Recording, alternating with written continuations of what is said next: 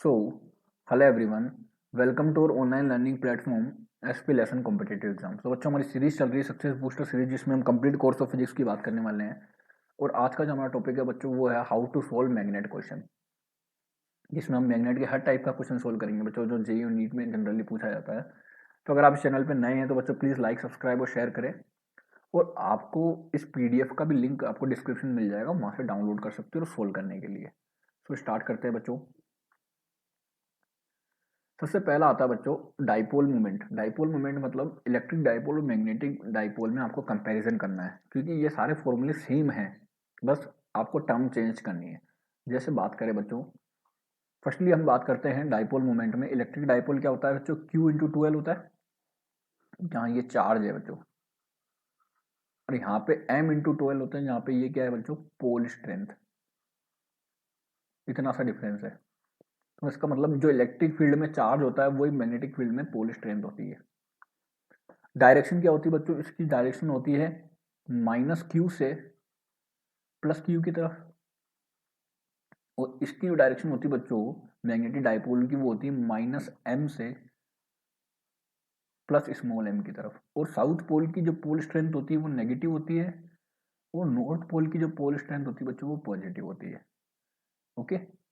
Net force अगर uniform magnetic field में देखोगे तो बच्चों इलेक्ट्रिक डाइपोल में भी जीरो आता है, मैग्नेटिक डाइपोल में भी जीरो ही आता है। यहाँ पे अगर आप टॉर्क निकालोगे यूनिफॉर्म मैग्नेटिक फील्ड में तो वो आता है P×E। और यहाँ पर P किसके इक्वल है बच्चों, कैपिटल M के। और E किसके इक्वल है, मैग्नेटिक फील्ड के। तो P×E की जगह आप क्या करोगे, M×B। M vector cross B vector, यहाँ करते हैं P vector cross E vector. Okay. अब अगर आप field at far away point on the axial position पर आप इलेक्ट्रिक फील्ड या मैग्नेटिक फील्ड निकालोगे, तो एक्सियल पोजीशन पर तो ये आता है 2kp/r³। ये बच्चों k है along the direction of p। यहाँ पर जो आता है बच्चों वो क्या आएगा, μ0/4 2m/r³। अलोंग कौन सी डायरेक्शन में आएगा बच्चों, m के। ओके। इसका मतलब एक्सियल पोजीशन पर p की डायरेक्शन और e की डायरेक्शन सेम होती है, और m की डायरेक्शन और b की डायरेक्शन सेम होती है। लेकिन अगर परपेंडिकुलर बाइसेक्ट या इक्विटोरियल पोजीशन पे निकालोगे तो वो कितना आता है बच्चों, जस्ट इसका हाफ आता है kp/r³। लेकिन डायरेक्शन जो होती है वो p के अपोजिट होती है, मतलब p और e ओपोजिट डायरेक्शन में होते हैं, या m और b ओपोजिट डायरेक्शन में होते हैं। ठीक है। पोटेंशियल एनर्जी वहां पे लिखते हैं बच्चों -p vector cross dot e vector, या -pe cos थीटा। यहाँ पे लिखते हैं -m vector dot b vector, या -mb cos थीटा। अगर किसी डाइपोल को रोटेट कर रहे हो θ1 से लेकर θ2 तक, तो आप लिखते हो PE cos θ1 माइनस cos θ2। और अगर आप इसको मैग्नेटिक फील्ड में लिखोगे तो क्या लिखोगे, MB cos θ1 माइनस cos θ2। बच्चों इस पूरी टेबल में जो थीटा है बच्चों, वो या तो E और P के बीच का एंगल है, या B और M के बीच का एंगल है बच्चों। ये सारे फॉर्मूले आपने एक बार रिवाइज कर लिए, तो अब आप इजीली क्वेश्चन सोल्व कर सकते हो। जैसे बच्चों क्वेश्चन कह रहा है, two similar bar magnets P and Q each of magnetic moment capital M are taken if P is cut along the axial line। जैसे ये along the axial line आपने इसको काट दिया, and Q is cut along the equatorial line, मतलब perpendicular या normal pieces, तो all the four pieces have obtained। अब बच्चों आपको इसको सोल्व करने का एक सबसे बेस्ट तरीका क्या है, अगर आपने इसको लेंथ के अकॉर्डिंग काटा है, या लेंथ के इसमें लेंथ के परपेंडिकुलर काटा है, तो इसमें होगा क्या बच्चों, एक्चुअली में आप अगर देखोगे तो एक मिनट, हाँ, तो अगर आपने इसकी लेंथ L है बच्चों और इसकी भी लेंथ L है, तो जब आप इसको ऐसे काटोगे बच्चों तो लेंथ जो होगी उस पर कोई इफेक्ट नहीं होगा, नो इफेक्ट। जबकि जो पोल स्ट्रेंथ होगी वो क्या हो जाएगी बच्चों, हाफ हो जाएगी। तो L डैश L ही रहेगा अभी भी, और M डैश M/2 हो जाएगा। तो इसका मतलब कैपिटल M जो होता है वो क्या होता है, स्मॉल m इंटू एल। ये हाफ हो गया, इस पर नो इफेक्ट है। इसका मतलब जो मैग्नेटिक मोमेंट होगा वो कितना हो जाएगा बच्चों, m/2। इस पोजीशन में अगर आप देखोगे तो लेंथ कितनी हो जाएगी बच्चों, l/2 हो जाएगी, ये इस तरह से, लेकिन स्मॉल m पे कोई इफेक्ट नहीं पड़ेगा, तो पोल स्ट्रेंथ पे नो इफेक्ट, लेकिन लेंथ जो हो गई वो क्या हो गई, हाफ हो गई। तो आपने मैग्नेटिक मोमेंट का फॉर्मूला पढ़ा है स्मॉल m इंटू एल, तो ये नो इफेक्टिव था, लेकिन ये कितना हो गया बच्चों, हाफ हो गया, तो ये m भी कितना हो जाएगा, हाफ हो जाएगा। तो इस पोजीशन इन दोनों पार्ट्स के भी जो मैग्नेटिक मोमेंट होंगे वो भी हाफ हो जाएंगे, इनके भी हाफ हो जाएंगे, तो मैग्नेटिक मोमेंट चारों पार्ट का कितना रहेगा, m/2 रहेगा बच्चों। तो पहला सवाल तो ये बनता है। दूसरे टाइप का सवाल देखते बच्चों, A magnetized wire of moment capital M is bent into an arc of a circle sustaining an angle of 60 degree at the center. Then the new magnetic moment is, आपको नया मैग्नेटिक मोमेंट पूछा है, कितना होगा बच्चों। तो नया magnetic moment निकालना है आपको। तो इस पोजीशन बच्चों, ये नीट 2013 में भी आया हुआ क्वेश्चन है, ये नीट 2013 में। तो बच्चों आपने अगर इसको आर्क पर बेंड किया है तो ये कुछ इस तरह से बनेगा। ओके, ये एंगल थीटा जो कि आपको क्वेश्चन में दे रखा है 60 डिग्री, पहले थीटा के लिए निकाल देते थे। ये थीटा/2 हो गया बच्चों, और ये थीटा/2 हो गया। ये इसकी रेडियस हो गई आर, ये भी इसकी रेडियस हो गई आर, और आर का क्या होता है, आर थीटा, ये हो गया बच्चों। तो इस पोजीशन में अब जो इसका मैग्नेटिक मोमेंट m था, और आपको इसका मैग्नेटिक मोमेंट m' निकालना है। तो m' का जो एक डायरेक्ट ट्रिक आती है बच्चों, वो ये है, m' equals to 2m over theta sine थीटा/2। इस फॉर्मूले को याद कर लो बच्चों, कहीं कोई दिक्कत नहीं आएगी। इस वाले फॉर्मूले को अगर आपने याद कर लिया तो हर टाइप के आर्क का क्वेश्चन आप सॉल्व कर सकते हो। ओके, तो अब इसमें अगर आप वैल्यू पुट करोगे, लेकिन एक चीज आपको याद रखनी बच्चों, वो ये चीज है, यहाँ पे अगर जो थीटा की वैल्यू पुट करोगे आप, वो रेडियन में होनी चाहिए। जैसे आपको क्वेश्चन में दे रखा है theta equal to 60 degree, 60 degree मतलब रेडियन में अगर आप इसको चेंज करोगे तो कितना आएगा बच्चों, π/3। तो m' जो हो जाएगा वो किसके इक्वल हो जाएगा, 2m over π/3 sine π/3 divided by 2।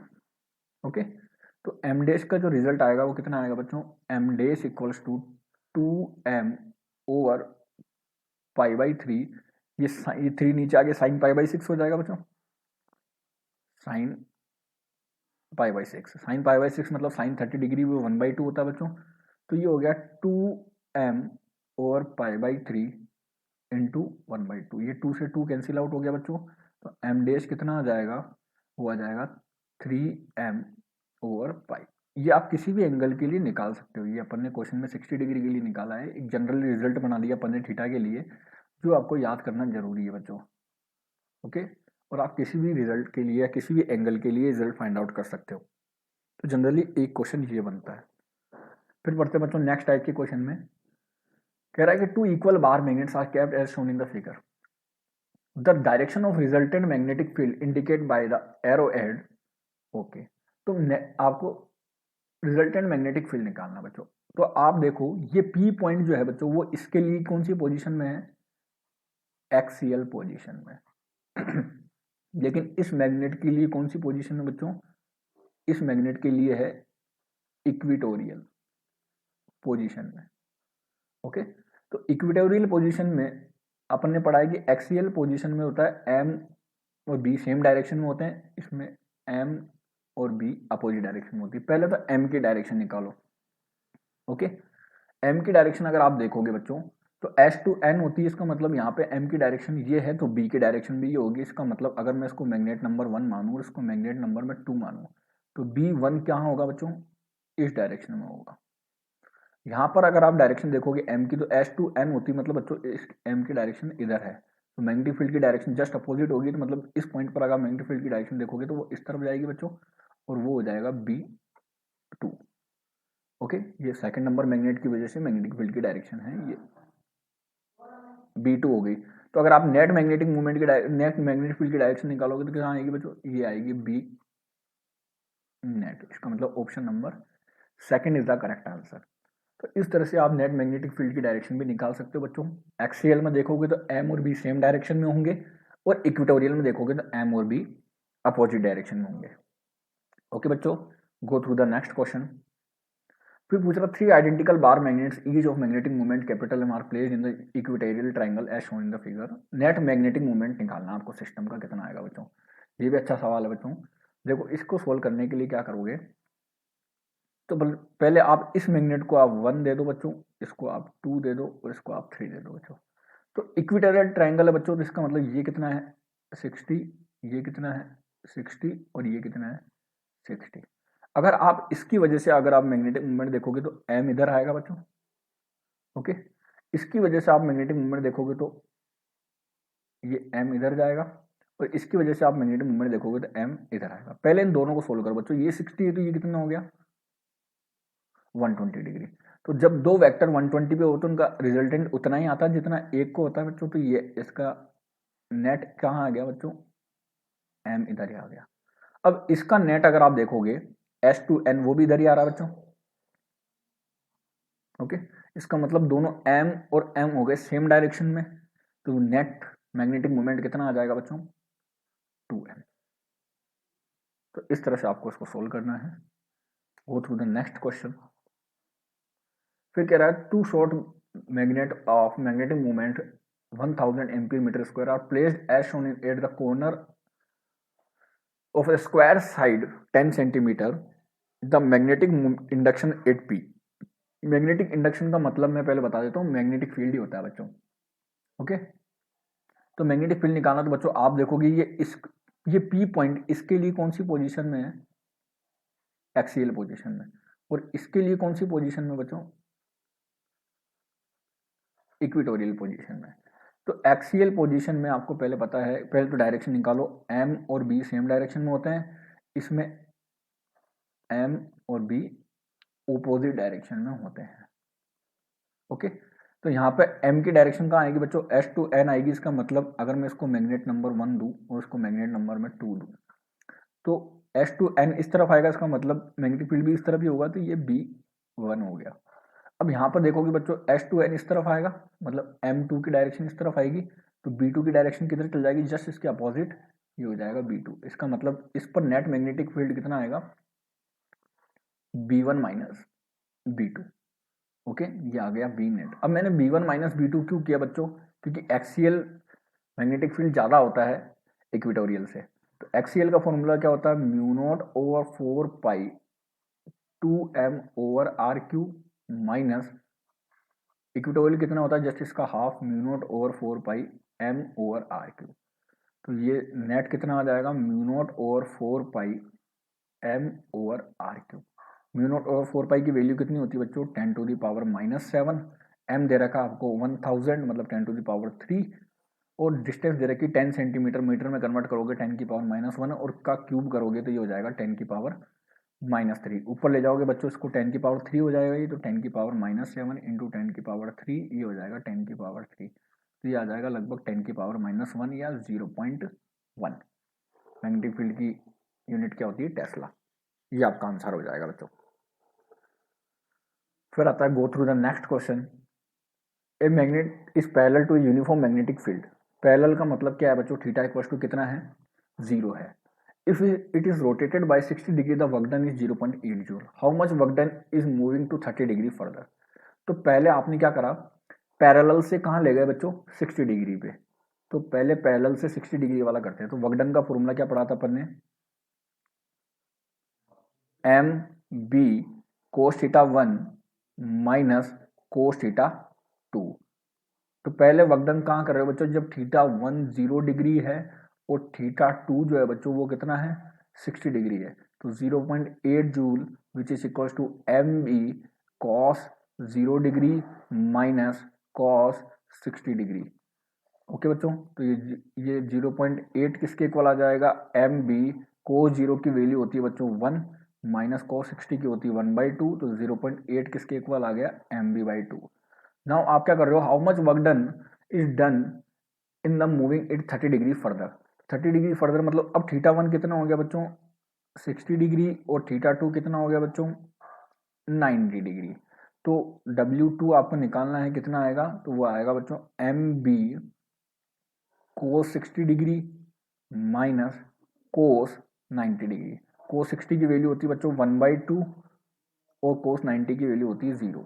तो ये किसके इक्वल आ गया बच्चों, MB/2 के। और MB/2 की वैल्यू कितनी है, 0.8 जूल। तो आप W2 निकालोगे तो कितना आएगा बच्चों, 0.8 जूल। अब आपको 0.8 जूल क्वेश्चन में कुछ भी नहीं दिख रहा, तो जूल को पहले आप क्या करना पड़ेगा, अर्ग में कन्वर्ट करना पड़ेगा। और 1 joule which is equal to 10⁻7 erg, तो 0.8 into 10⁻7 ergs is the correct answer, मतलब option number 1। Go through the next question. फिर आता है बच्चों टाइम पीरियड वाला क्वेश्चन।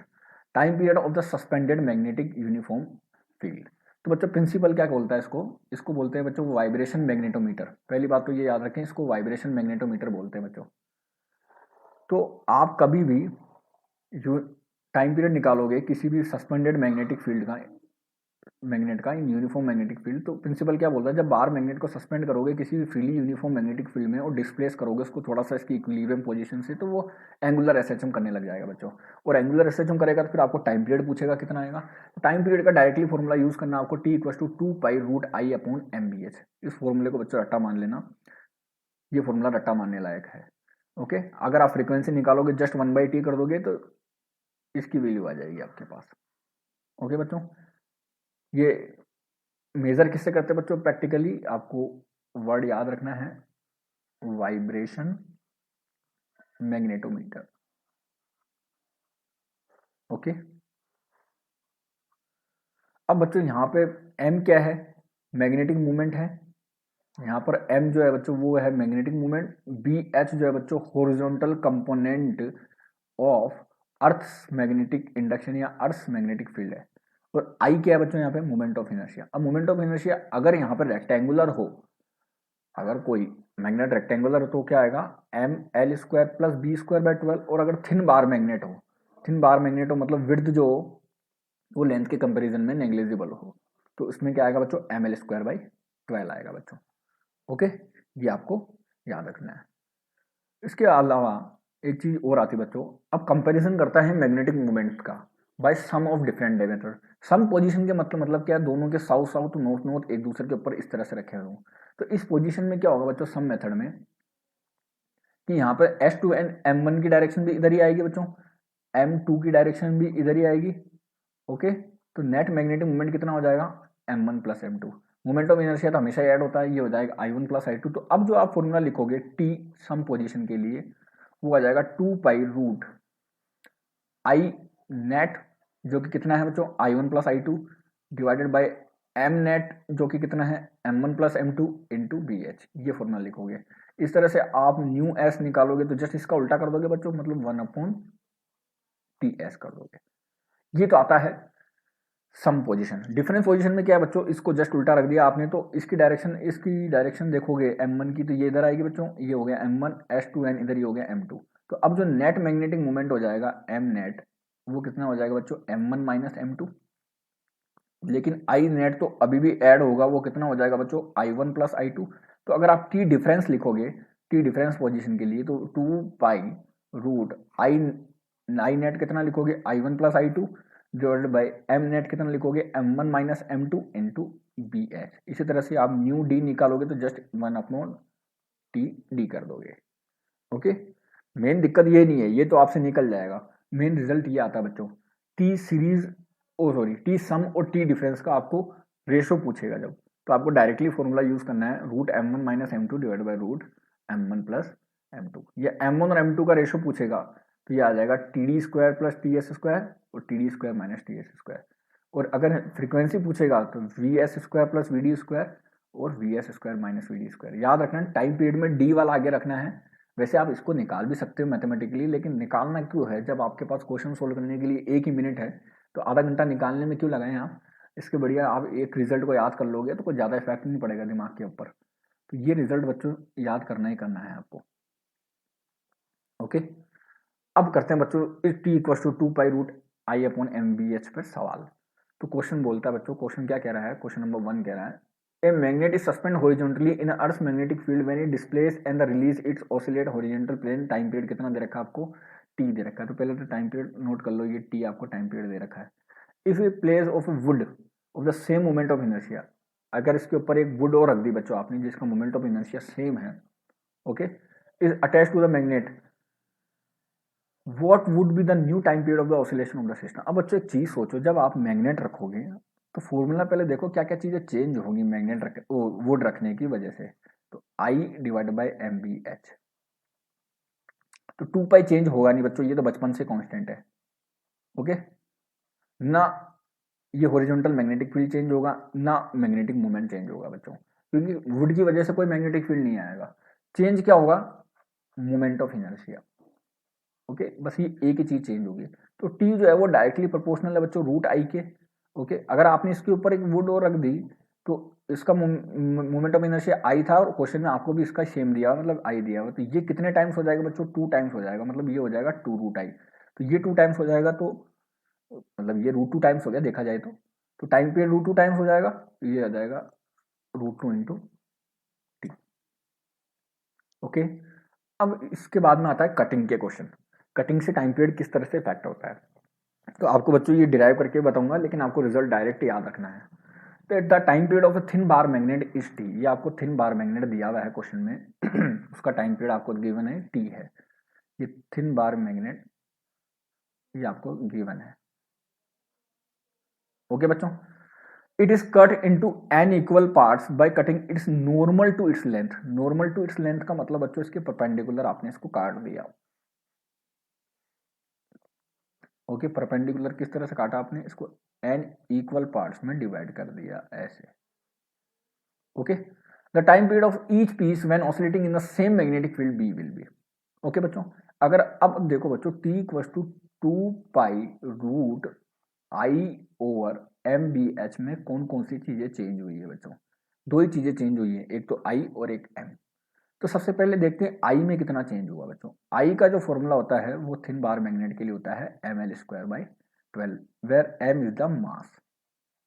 तो बच्चों अगर इसने आपने इसको n इक्वल पार्ट्स में डिवाइड करा तो हर पार्ट का मास हो जाएगा m/n, लेंथ हो जाएगी l/n, ओके।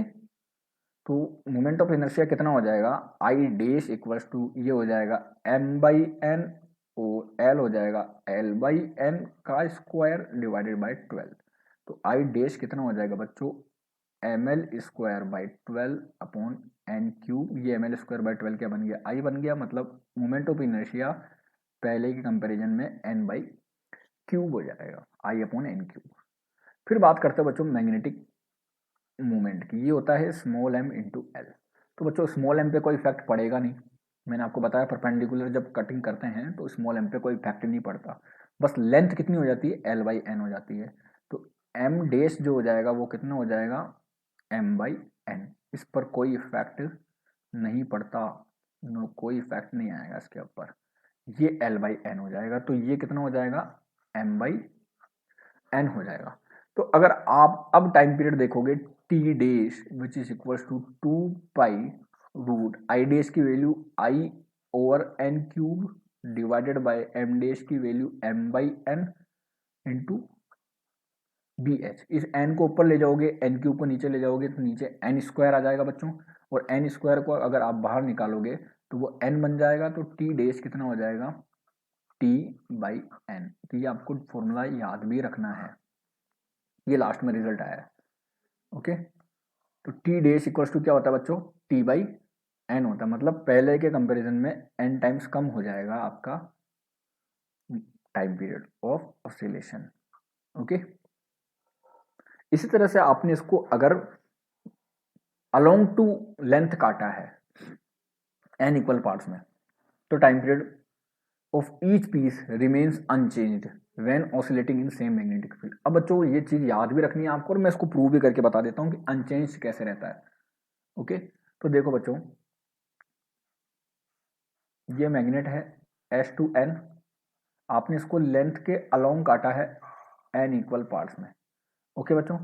तो पहले तो t equals to 2 pi root I over m/h में देखते हैं कौन कौन सी चीजें चेंज हुई है बच्चों, ओके। तो सबसे पहले मोमेंट ऑफ इनर्शिया की बात करते हैं, वो होता है बच्चों ml²/12, लेंथ पर कोई इफेक्ट नहीं पड़ेगा, 12 पे कोई इफेक्ट नहीं पड़ेगा, मास जो होगा हर पार्ट का कितना हो जाएगा m/n, तो मोमेंट ऑफ इनर्शिया कितना हो जाएगा I/n। फिर बात करते हैं बच्चों मैग्नेटिक मोमेंट की, तो m डैश जो होता है वो इक्वल्स टू होता है m इंटू एल, एल पे कोई इफेक्ट नहीं पड़ा, m जो होता है वो m/n हो जाता है जब आप इसको लेंथ के अलोंग काटते हो, ये मैंने पहले ही बता रखा है फर्स्ट नंबर क्वेश्चन में। तो m डैश कितना हो जाएगा बच्चों m/n, तो ये m/n हो गया, ये I/n हो गया, तो ये n ऊपर जाएगा और ये n नीचे आएगा, तो सब कटकुटा जाएगा, तो t डैश कितना आ जाएगा वापस t आ जाएगा। इसका मतलब अगर आप लेंथ के अलोंग काटते हो तो टाइम पीरियड पे कोई इफेक्ट नहीं पड़ता। ओके, फिर करते हैं बच्चों एक क्वेश्चन कटिंग के ऊपर बेस्ड। तो क्वेश्चन क्या कह रहा है कि the length of a magnet is large compare to its width, मतलब कौन सी लेंथ, कौन सी मैग्नेट है ये, bar magnet. Okay, thin bar magnet है। The time period of oscillation, देखो ये बच्चों किससे नाप रहे हैं, वाइब्रेशन मैग्नेटोमीटर, मैंने आपको बताया था ये क्वेश्चन में भी गिवन है, वाइब्रेशन मैग्नेटोमीटर। इस T the magnet it cuts into along its length, ये आपको क्वेश्चन में दे रखा है along its length, okay, into 6 parts and these parts are the placed together as shown in the figure। ये आपने इसको 6 इक्वल पार्ट्स में डिवाइड करा बच्चों, ये ओके, ये वाला, और 6 इक्वल पार्ट्स को आपने इस तरह से ऐड कर दिया। The time period of this combination will be, okay बच्चों, तो आप देखो इस चीज को, अपन इसको सोल्व करके देखते हैं ईच पार्ट का टाइम पीरियड कितना होगा। तो अब जब आपने इसको चाहे लेंथ के अलोंग काटो चाहे लेंथ के परपेंडिकुलर काटो, ये तो कितना हो गया मैग्नेटिक मोमेंट m/6 हो गया। अब बच्चों आपने जोड़ा कुछ इस तरह से, तो यहाँ पर m/6 इधर आएगा, S2n m/6 इधर आएगा, S2n m/6 इधर आएगा, S2n m/6 इधर आएगा, S2n m/6 इधर आएगा, S2n m/6 इधर आएगा, तो 4m/6 तो इधर है और 2m/6 इधर है। इसका मतलब 4m/6 माइनस 2m/6 मतलब नेट 2m/6 इधर है, इसका मतलब m/3 इधर है, तो m नेट कितना हो गया m/3। ओके, m नेट के बाद में अगर आपको i नेट निकालना है, क्योंकि अपने को दो ही चीजों पे तो इफेक्ट देखना है, फॉर्मूला अपन ने क्या पढ़ा है t इक्वल्स टू 2π√i/m/h, तो i और m पे इफेक्ट देखना है, m तो कितना हो गया m/3 हो गया। अब i पर देखना बच्चों, तो हर पार्ट का i कितना हो जाएगा मुझे ये बताओ, i dash which is equal to i/n3, ये हो जाएगा i/6 लेकिन 6 पार्ट का है बच्चों, और 6 पार्ट टुगेदर ले रहे हो तो पूरे कॉम्बिनेशन का कितना हो जाएगा, 6 से मल्टीप्लाई कर दोगे, ये कितना हो जाएगा i/6² मतलब 36, तो ये हो जाएगा बच्चों 1/36। ओके, और ये हो जाएगा 1/3 मतलब ये 3 ऊपर जाएगा बच्चों, तो ये हो जाएगा 1/12। 1/12 को क्या लिख सकते हो बच्चों 2√3, तो ये 1/2√3 कम हो जाएगा, मतलब ऑप्शन नंबर सी। फिर आता है बच्चों last question, no second last, the ratio of the magnetic movement of two bar magnet is 13:5, तो ये आ जाएगा 13:5 मतलब m1/m2 दे रखा है आपको 13:5। These are magnet are together in a vibration magnet allowed to oscillate in the magnetic field like poles together मतलब some position। Okay, like poles together मतलब कौन सी पोजीशन, some position, मतलब आपको दे रखा है oscillation per minute are made, what will be the frequency of oscillation unlike pole मतलब difference position। Okay, तो आपको क्या दे रखा है एक्चुअली में, आपको गिवन है, आपको गिवन है न्यू एस मतलब न्यू सम और न्यू डिफरेंस आपको निकालना है, और m1 और m2 का रेशियो दे रखा है। देखो उस फॉर्मूले का यूज आ गया बच्चों, कौन से वाले फॉर्मूले का, इस वाले फॉर्मूले का, ये देखो ये रहा, तो आपको m1 और m2 का रेशियो दे रखा है और आपको क्या पूछा है न्यू डी पूछा है, तो फॉर्मूला पुट कर दोगे इसमें, तो फॉर्मूला पुट करोगे तो क्या आंसर आएगा देखो, तो फॉर्मूला लगाओगे अगर आप 1 मिनट, यहाँ फॉर्मूला लगाओगे तो m1/m2 वो कितना होता है new S square plus new D square upon new S square minus new D square, तो ये दे रखा है आपको 13/5 ये दे रखा है आपको 15, ये दे रखा है आपको 15, और आपको न्यूली सॉल्व करना है बच्चों। घर जाके इसको सॉल्व करना, आपके पास आ जाएगा 10 ऑसिलेशन पर मिनट। ओके, बस इसमें कैलकुलेशन है और कुछ नहीं, मेथड तो आपको डायरेक्ट ट्रिक पता है। फिर आता है बच्चों लास्ट क्वेश्चन कि two shorts magnet of equal dipole moment are fastened perpendicular to their centre, the magnetic field at a distance d from the centre on the bisector of the right angle. तो bisector of the right angle की बात करें बच्चों, तो ये कुछ इस तरह से, तो इसका मैग्नेटिक मोमेंट किस तरफ आएगा बच्चों, S to N, मतलब ये M इधर आएगा, ये M इधर जाएगा बच्चों। ओके, तो इसका नेट कितना आ जाएगा बच्चों, इसी की डायरेक्शन में आएगा वो, और वो कितना आ जाएगा, परपेंडिकुलर होता है तो √2m हो जाएगा ये। ओके, फॉर्मूला फिर यूज करोगे, मैग्नेटिक फील्ड कितना होता है बच्चों, μ0/4π 2m कितना है बच्चों, √2m डिवाइडेड बाय r³ या d³। यहाँ पे d डिस्टेंस दे रखा है, तो फॉर्मूला कौन सा ऑप्शन दिख रहा है आपको, ऑप्शन नंबर सी। सो बच्चों फिर कल का जो हमारा टॉपिक रहेगा वो रहेगा अर्थ magnetic field. So please stay tune and like, subscribe and share this channel. Thank you बच्चों।